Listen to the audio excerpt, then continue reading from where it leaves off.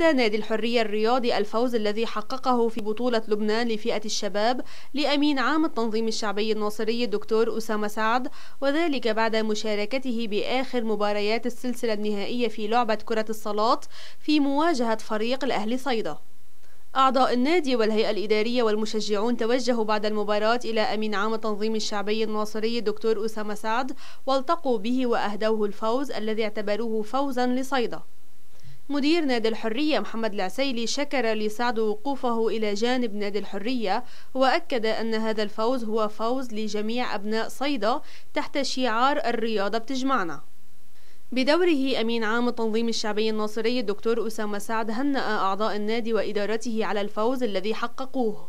الفوز الكبير ليس فقط لنادي الحرية، للاعبي نادي الحرية، لإدارة نادي الحرية، إنما هذا الفوز هو لكل أبناء مدينة صيدا.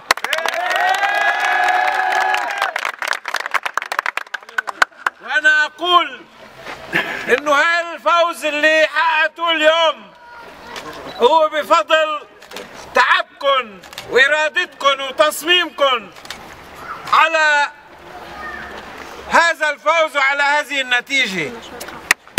انتم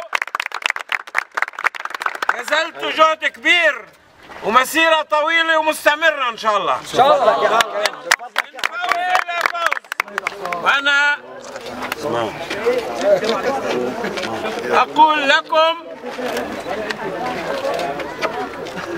إنه هي الخطوة الأولى على طريق تحقيق المزيد من الإنجازات، مزيد من الانتصارات، المزيد من تطوير نادينا، نادي صيدا، نادي الحرية، هذا النادي الذي أنشئ بجهود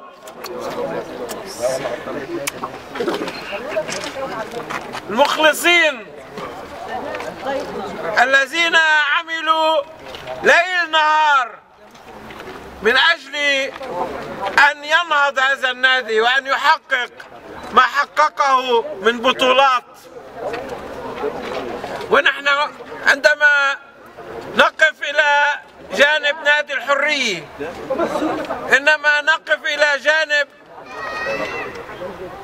الشباب، شباب صيدا الطيب، شباب صيدا الصادق الوفي،